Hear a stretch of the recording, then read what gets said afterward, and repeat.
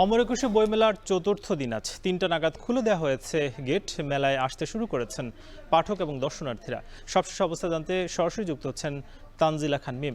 মিম, জানাবেন যে আজ কতটি নতুন বই এসেছে এবং কোন ধরনের বইয়ের চাহিদা পাঠকদের মধ্যে সবচেয়ে বেশি?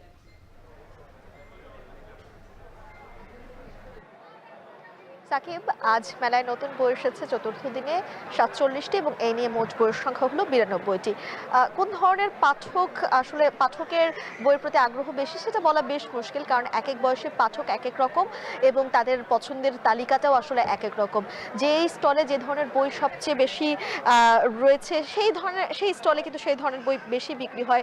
সেটা হতে পারে কবিতার, সেটা হতে পারে প্রবন্ধের, সেটা হতে পারে আত্মজীবনীমূলক বই, আবার কখনো কখনো শিশুদের বইও। একটা ছোট্ট গল্প একটু যদি বলি, যে কিছুক্ষণ আগেই মানে পুরো মেলা জুড়ে এত বিচিত্র বিচিত্র সব সুন্দর সুন্দর দৃশ্য এবং প্রত্যেকটা দৃশ্যই আসলে বই কেন্দ্রিক। সেই দৃশ্যগুলো দেখতে খুবই ভালো লাগে, কারণ কিছুক্ষণ আগে আমার চোখের সামনে একটা ছোট্ট প্রজাপতি একটা স্টলে দাঁড়িয়ে বই নেড়ে চেড়ে দেখছিল এবং তারপরে সে কিছু না বুঝেই সেই বইটা নিয়ে একদম দৌড় দিল। তার পেছন থেকে তার অভিভাবক আসলে মা তাকে ডেকে সুন্দরভাবে বললো, তুমি কি এই বইটা নিতে চাও? তারপর সে মাথা নাড়লো যে হ্যাঁ, এই বইটা আমি নিয়েছি।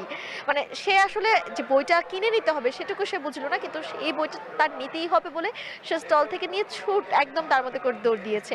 তারপর তার মা তাকে সেই বইটা কিনে দিয়েছে। এই যে একটা সুন্দর দৃশ্য বইমেলায়, এর থেকে আসলে বইয়ের প্রতি, এই যে ছোটবেলা থেকে বইয়ের প্রতি ভালোবাসা শিশুদের, এই অনুভূতিগুলো কিংবা এই যেই মুহূর্তগুলো, সেগুলো আসলে ভাষায় বর্ণনা করা খুব কঠিন।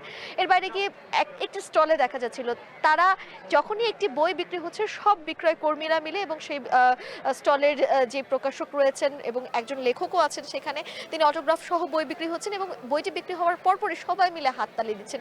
অর্থাৎ তারা, যারা পাঠক রয়েছেন মেলায়, যারা ঘুরে ঘুরে দেখছেন, সকলকে কিন্তু আকৃষ্ট করছেন এবং উৎসাহ দিচ্ছেন বই কেনার প্রতি, এবং যে বই কিনলো তাকেও আসলে ধন্যবাদ জানাচ্ছেন।